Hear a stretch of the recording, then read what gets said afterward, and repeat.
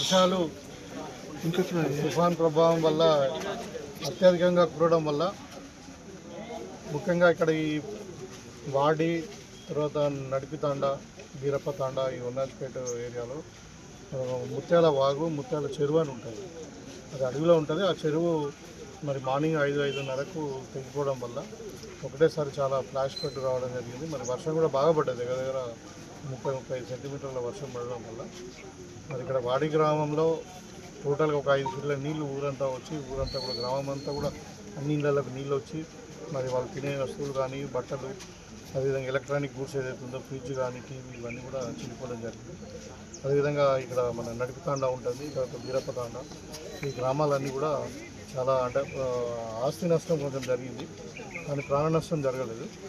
So అధికారులు తర్వాత ప్రభుత్వం కూడా అప్రమత్తం అయిపోయి వెంటనే మరి వాళ్ళకి కావాల్సిన అన్నీ కూడా రిహాబిలిటేషన్ కొరకు అన్నీ కూడా ఇక్కడ ఉన్నాజ్పేట స్కూల్లో తర్వాత అక్కడ ముద్రా సంఘంకి సంబంధించినటువంటి హాల్లో వాళ్ళకి రిహాబిలిటేషన్ పెట్టడం జరిగింది.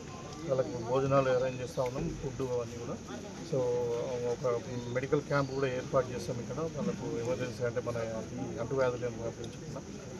ఇవాళ వాళ్ళకి కావాల్సినటువంటి అంతా కూడా ఎలక్ట్రిసిటీ వాటరు ఇవన్నీ కూడా తొందరగానే వార్పులో రీస్టోర్ చేసి ఆ గ్రామాల్లో మట్టి అంతా కూడా తీసేసి మరి వాళ్ళని మళ్ళీ ఇళ్ళకు వాపసు పంపించడమే లక్ష్యంగా ఇప్పుడు పనిచేస్తూ ఉన్నాం.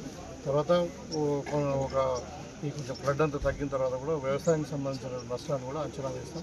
సో ప్రభుత్వము ఇవాళ ఇక్కడనే కాదు మొత్తం తెలంగాణలో కురుస్తున్నటువంటి వర్షాలకు జరిగినటువంటి నష్టాన్ని ముఖ్యమంత్రి గారు రెగ్యులర్గా మానిటర్ చేస్తూ ఉన్నారు. ఇవాళ మనకి కామారెడ్డి తర్వాత ఇటు మెదక్ జిల్లాలో కూడా ఆయన హెలికాప్టర్ ద్వారా పర్యవేక్షించి మొత్తం కూడా ప్రభుత్వం ఒక నివేదిక తెచ్చుకొని ఎక్కడ కూడా సాధ్యమైనంత వరకు ప్రాణ నష్టం జరగకుండా మరి జరిగిన ఆస్తి నష్టాన్ని కూడా దాన్ని వాళ్ళకి మళ్ళీ నార్మల్ రిస్టరేషన్ లైఫ్ కొరకు కావాల్సిన జాగ్రత్తలన్నీ కూడా మేము తీసుకుంటున్నాం. ఇక్కడ అంటే ప్రాణ నష్టం ఏం జరగలేదు, ఏదో ఆవు ఏదో చనిపోయింది అన్నారు అంతేగాని ఇంకా కాకపోతే ఈ ఇల్లు మాత్రము ఒక 2-3 వర్షాలకు కూలిపోయినాయి. సో అది కూడా పరిశీలించడం జరిగింది.